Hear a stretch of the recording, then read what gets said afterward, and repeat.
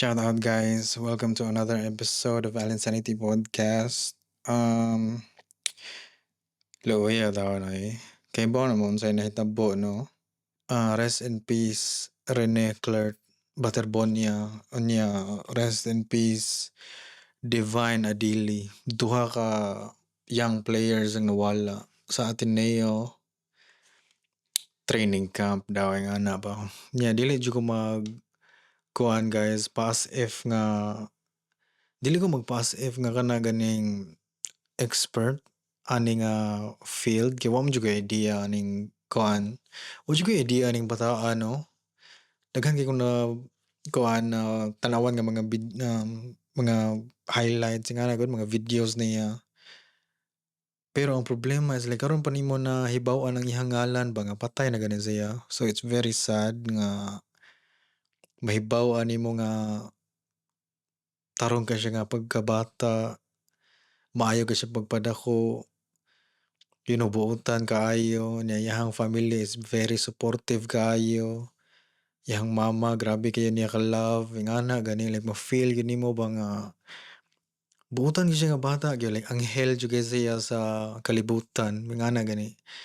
Angel siya nga naa siya diri karon sa kuan kalibutan.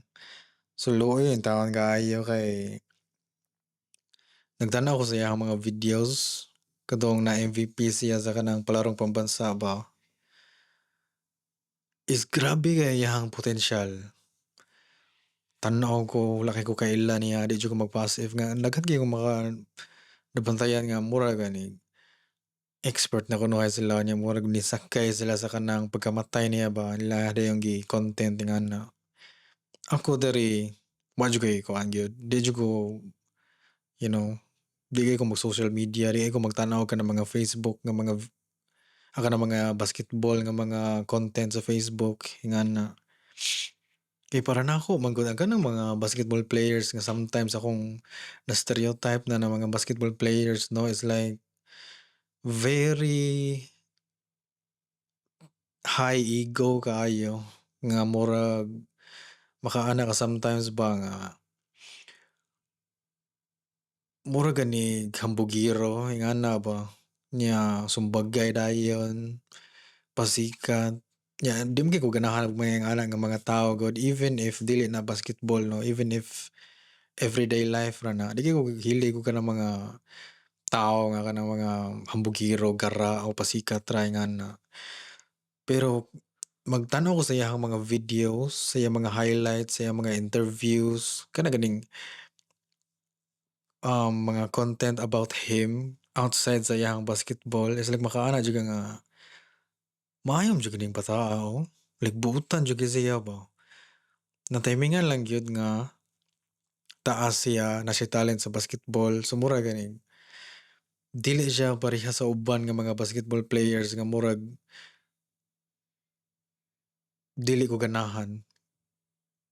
Kay naman jud ubang basketball players nga di jud ko ganahan like even ang kanang basketball o kanang kusina no kay mura na sila same ra na sila og mga ego gani. Nay uban nga dili jud mapasa og bola nimo, nay uban nga buaya kayo, nay uban nga init kay ulo, nay uban nga try hard kaayo, nay uban nga gara kaayo, hambog ingana ba, ingana po na sa kusina pod nay uban nga chef sa kusina hambog kaayo. You know gara kaayo ingana ba. Nay uban nga basketball players nga kwartaan jud kay sila, nagid nila tanan ng mga sapatos nga ganahan nilang paliton, mapalit nila ingana ba. Sa kusina pod napoy mga chef nga kwartaan kaayo, feeling nimo ba nga mura gani i-under na kanila kay kwartaan sila nga pagka-chef. Naa sila mga nindot kay nga mga kutsilyo, you know mapalit nila tanan nilang mga gustong paliton nga mga appliances kanang mga unsa pa na mga non-stick pan dira, iron pan ingana ba. So mura gani ingana pod sometimes sa basketball ug sa kusina nga same kuan ang mga ego. So murag maong maka-understand ko, maong di pa gyud ko mo-tanaw ana.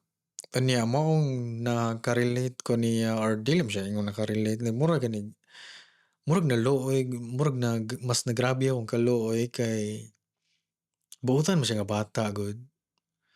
Unya ang iya ra jud nga intensyon 'no is like naggitagaan siya og opportunity nga ma-reach niya ang naa siya'y opportunity nga ma-reach na niya iyang mga dreams.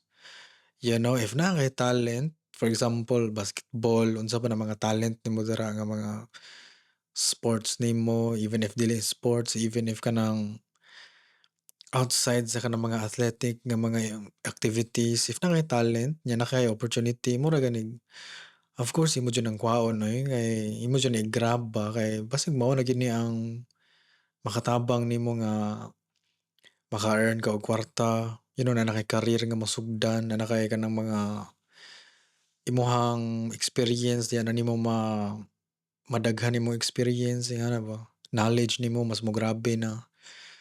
So natimingan lang gyud nga nasuwertean, nasuwertean lang gyud siya nga naa siya'y gifts, naa siya'y kanang potensyal ba. Unya wa jud koy idea ani nga after diay sa kanang MVP niya sa kanang palarong pambansa is like, I don't know if few days or few weeks, gikuha siya sa kuan Ateneo de Manila.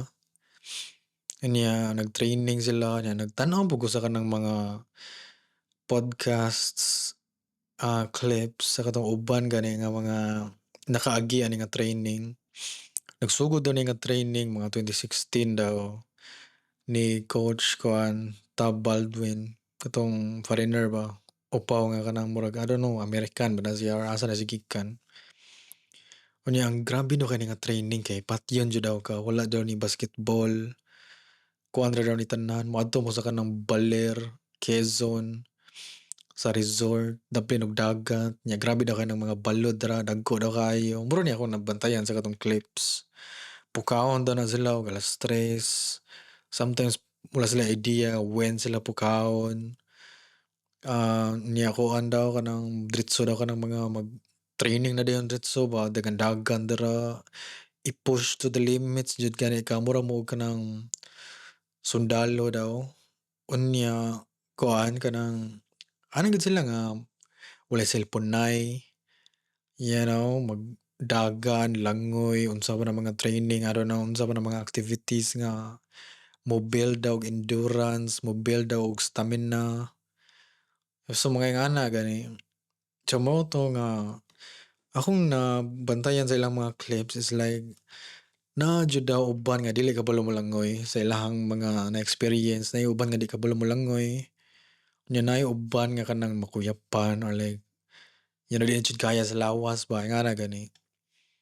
Nya mao to nga luoy jud kaayo silang duha, si Rene ug si Divine kay sila jud duhang namatay gani. Nya na pa daw tulo ka other people, murag 5 daw sila nga kanang in danger. Unya silang duha ang namatay, si Rene ug si Divine. Unya naay tulo nga kanang murag hapit pod malumos, kanang ingana ba.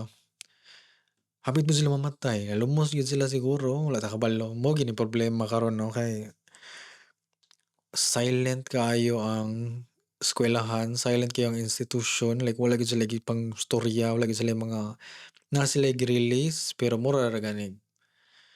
Bati jud kay ilahang pag-handle ani nga sitwasyon. Naay moingon nga aksidente daw, naay moingon nga naa daw foul play. So lisod jud kaayo kuan dili even ako dili mapundo ang akong hunahuna nga unsa jud siguro nahitabo ani 'no. Maybe gi-push to the limits gyud sila nga nakuyapan gyud sila ba na nalumos gani ingana nawad-an sila og kanang unsa tawag ana? Nawad-an sila og kanang nakuyapan sila nya nalumos. Kay maybe grabe jud siguro kakapoy ilang lawas ingana ba. Nga naboy ingon nga gitauran daw og pila ka kilos na ang ilahang tiil kay para mo build og endurance daw ingana. Unya niingon ang mama niya og si katong coach si Jess, katong coach niya sa una dito sa kuan, katong wala ba siya naabot sa Ateneo nga kamao jud na molangoy si kuan Rene. Even gamay ra jud siguro ang mga tao nga nahibaw-an ako nga dili kabalo molangoy. If naa ka sa Pinas, feel nako 100% kabalo jud ka molangoy gyud. Daghan kayong dagat, daghan kayong mga sapa, kanang mga ana gani. So, it's very rare nga dili ka kabalo molangoy. Almost tanan akong nahibaw-an nga akong nakaila is kabalo gyud sila molangoy gyud nga mga taga Pinas, you know. So, weird jud kaayo nya tag-as pa jud kay sila nga mga tawo 'no, nya malumos gani, makaana jud ka ba nga giunsang taon na nila paglumos oy, unless jud nakuyapan jud sila sa kakapoy. Kay lisod jud kaayo ng even ako if dili ko molangoy 'no, maglutaw ra ko sa dagat kay bawo kung saan ako paglutaw akong kaugalingon. Kay bawo kung saan ako pagpalutaw akong lawas nga magdupar ako, nya maglutaw ko ingana. Even if kanang kanang balod kaayo ingana, if maabot ka ana didto sa lalom, molinaw ra man gud na siya, ingana ba. So, even if maabot ka dito sa lalom, if kabalo lang jud ka molangoy, di ka mo-panic, maglangoy-langoy ra ka didto, ingana ba. Di jud gani ka malumos unless kapoy na jud kay imong lawas gyud nya makuyapan na jud ka, ingana. So, napoy uban nga diri sa Australia naay gitawag nga riptide diri sa kanang mga beach na diri. Taas ng beach diri sa Australia, pila na ka kilometro ng beach unya naay sometimes sa kanang mga beach naay parte ana niya nga naa siya mo-form og riptide. Ang kanang riptide mura siya og ang duha ka balod gani sa either side, if mag-abot inig land na nila sa balas sa kanang ang tubig mo landing sa kanang yuta sa balas, naay point anang balod nga mag-abot na sila. Unya once nga mag-abot na sila, it's like diri sila mo drain ba. Mura gani mag-abot sila kunya asa ang pinaka the best nga spot nga kanang mo drain silang duha, didto sila mo drain. Nya mo na siya gitawag nga riptide nga kana ganing mabira ka kay kusog naman kay ang drain dira. Dira sila mo drain pabalik sa kanang dagat na pod palalom ingana. So maybe na dala siguro sila og riptide nya naguro mao jud ni gyud wala gyud idea unsa nahitabo. Padayon pa gyapon ang imbestigasyon, wala pa gyapon mga nanggawas nga mga unsa na dira. Daghan kay nag-ingon nga naa daw mga pasa sa katawan, you know, sa iyahang lawas si Rene. Unya luoy pa jud kaayo kay nahibaw-an ra sa iyang mama nga namatay iyahang anak through videos, through social media ba ingana gani. Unya duol pa jud kay na sa akong kasing-kasing kada maingana nga hitabo kay ang isa sa akoang greatest fear or like biggest fear as someone nga naa diri sa abroad is layo ko sa akoang parents. You know nya sa nahitabo ni Rene nga kadtong gikan sa airport ngana naghilakaan na silang duha silang mama. You know moadto ako dito sa Manila kay makigsapalaran. Maybe mao na gini ang panahon nga ma-reach na nako akong mga goals ingana unya mao na mahitabo nimo like mao maka-feel jud ko sa iyang mama gani nga I don't know like mabutang nako ako ang kaugalingon sa sitwasyon ni Rene. Like mura gani, what if ako si Rene 'no? What if mahitabo na nako diri karon? Yung kanang mga ingana nga thoughts ba mo nay usa sa akong biggest fear.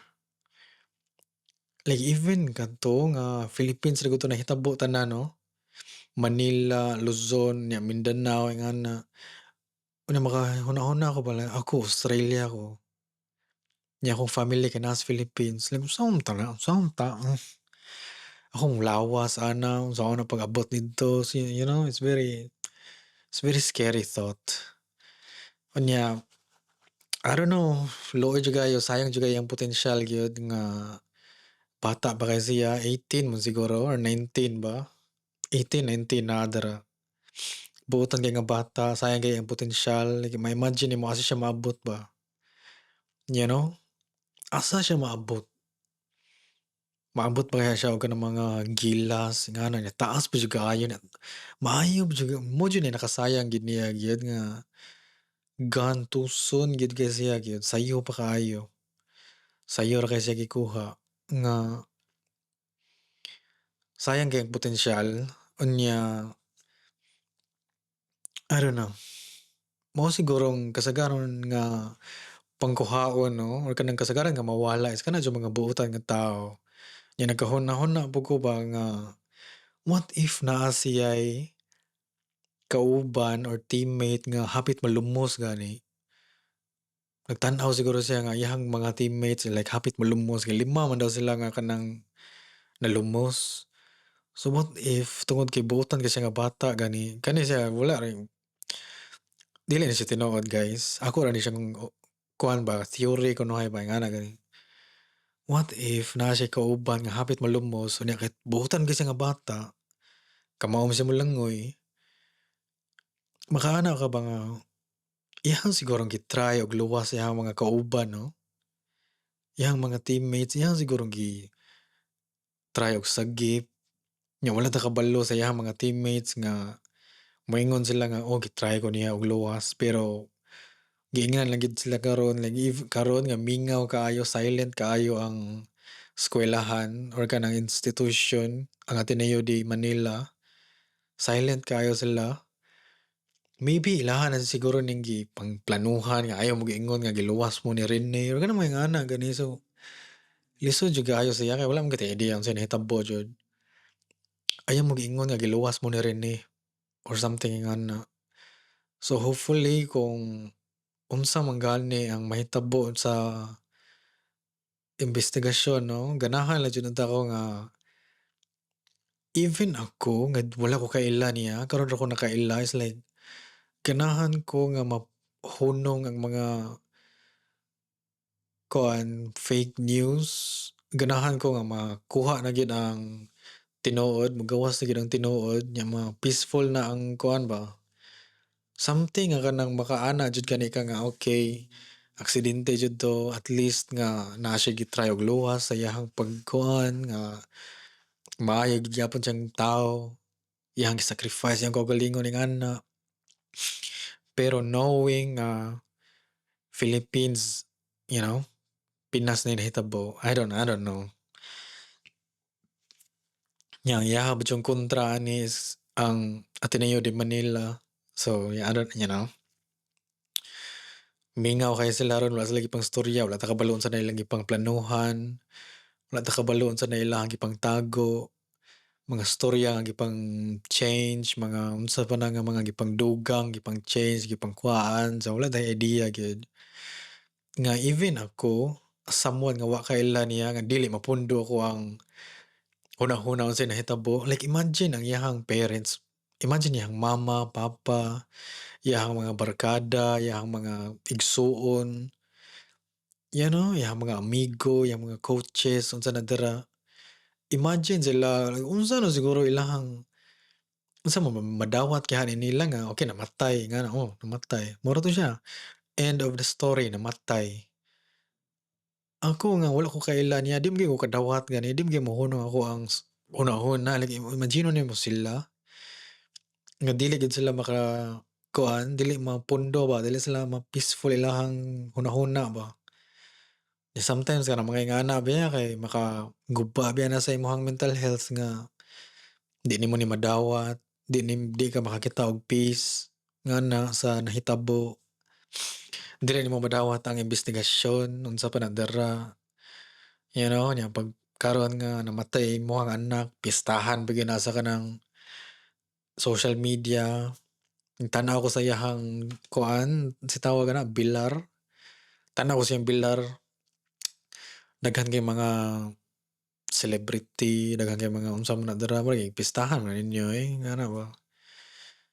Nya napay uban nga nakita nako nga reels, mga reels nga nag 8 seconds violation gyud sila kay mura daw og kanang respeto na lang pod ba, tagaan na 'to og respeto ang namatay nato nga basketball player nga brother gud nga na.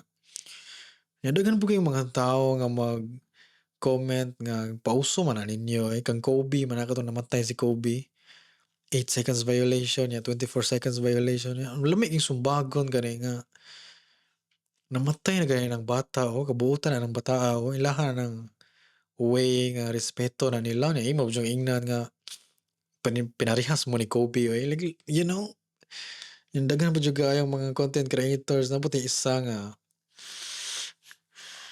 may sa gali di na ko ginhawa sa akong wala nga ilong. Namatay isa content creator nga mama siya niya nag-post siya og AI sa iyahang anak. Unya kuyog si Rene. Unya iyahang gi-caption is like, "Anak, 10 years from now kaedad mo na si Rene." Mura gani sa may labot sa imong anak taon ana eh. Kaedad mo na si Rene. Dapat mo ganang reach your goals, whatever, nga na, like, mura ganig, namatay ang bata, no? Namatay si Rene, niya ganing gihimo nga kanang kay viral, mura gihimo nila nga kanang, okay, para ma-viral ako, para maka-earn ko og money sa ako ang Facebook, sa akong mga reels, sa akong mga post, ako rin gamiton si Rene, kay para gani, murag maana ba? I don't know. Like, respetuan na lang ito na ninyo, go tagaan yung privacy. Mo na sometimes na if naay malumos or naay ka ng maaksidente niya, dili ka na i-blur or something ka nang magpataka og mga fake news, dili i-blur ang video, nga na ba nga. Some tao mo guys, so eh. If ikaw mamatyan ka or na maapil kag aksidente ni imong naong kay nakaplastar kay didto. You know, sa man ma-feel nimo or sa ma-feel sa imong family nga si kuan nalumos niya, nag-viral niyang naong, nagipang-share-share didto, you know, gipang-edit na gipangbutangan na nag-filter, kung unsa ba ang mga naong nimo dira nga namatay ka. So, I don't know, nga unsa ng mga tao karon. Wala gid sila'y respeto, wala sila'y mura ganing unsa man na sympathy, empathy sa nahitabo. Ako gisayangan jud ko, sayangan jud ko niya gyud taas kay nga bata 'no, niya ang iyang ra jud intensyon is makatabang sa iyang family. Makatabang sa iyang family niya mura sig si kanang Yanis ang iyahang lawas kay murag si Yanis Antetokounmpo gani. Kuyaw kayo. Anyways, magbasa ta og mga kuan guys, contents, mga comments. Kanato ni comment diri si kinsa man to Zankyo. Ano siya nga very much sa pagbasa. Ano nga comment tulin. I just wanna know unsa imong thoughts sa NBA season karon. Honestly guys, di jud ko fake no. Di jud ko kanang magpa-as if nga kanang expert ko no hay ba. Wala jud ko nakatan-aw karon sa NBA finals sa OKC na noon. Wala ko nakatan-aw sa kanang Spurs versus Knicks. Ang nakita na nako is katong OKC versus Spurs. Kay di ko ganahan sa OKC good. So mura gid nakaana jud ko nga ay feel nako nga makadawog ang Spurs. So nag-Spurs ko ano nindot kay ang Spurs good kasi kuan ba Harper na adra niya rookie po siya niya may siya duwa do. You know, need lang yun ni Harper no niya Pinoy pa siya guys kapwa Pinoy gani niya na po Pinoy sa kanang Knicks si Jordan Clarkson pero naali na human lang ilang dula karon daog ang Knicks niya one win away na lang sila para NBA ko ano sila champion. Ganahan lagi ako sa Spurs mga bata mga guys sila guys. Si Wembanyama bata pa kayo niya taas kaayo. Dylan Harper is rookie siya niya iyahang mama Pinoy siya, you know. Jordan Clarkson sa Knicks Pinoy. Stephon Castle sa Spurs maayo kayo. Kuya kay buhok nga ana ba. Niya sa Knicks sa si Jalen Bronson grabe kayo like win streak na ko na sila pila na ko naka kuan matingala na lang ka ba kalit ra kaning Knicks sa una no makaabot ra mga conference finals pero dili na makaabot og kanang mga kanang mga conference nga na lang ba di gyud makaabot og grand finals. Pero anyways, di ko magtanawan sa NBA, di ko magtanawan og basketball. Di jud kay ko hilig og basketball good guys kaya ako ang mostly hilig nako is naro ko sa kwarto mag-edit or something nga na, you know. So ayun, niana si Zankyo nga unsay thoughts nimo sa NBA season karon? Ya mo daw akong thoughts. Sayang kayo nga wala naabot si Kuan. Kasi nga na to eh. Si ganahan ko makita pa ni Kuan, ganahan ko makita pa ni Jokic og ni Luka hopefully someday. Pero nice po kaayo si Kuan ay. Nice kay ang Spurs og ang Knicks gyud. Nice kay lang story kay mura ganing pila na lang sila ka years walay champion niya at least kung kinsa may makadaog nilang duha is na ay ma-champion nga kana ganing worth it jud kayo para nila ba. Pero para nako is I love the Spurs. I hope nga sila makadaog. Niana si I Love Her sa episode 31 nga bag-o na sad. Let's go. Let's go dol. Niana si Kicker nga wala to kabalo si Bugol dol unsa man pag-transform kay sa first pod man explain si Oli kay Ivy unsa niya pag-transform. Tawag sa mga listeners ni Modol kay mga ka-Allens. Mga ka-Allen Sanity. Shoutout mga ka-Allen Sanity na to dara no. Kumusta naman ta diha mga ka-Allen Sanity? Ka-Allens? Shoutout mga ka-Allens karon guys, mga ka-Allens guys, karon guys. Makahilak mo sad ta ng thank you ni Modol. Salamat sad sa pag-upload og positive videos like this dol. Shoutout ni Rizel Desierto, idol kay nako ni.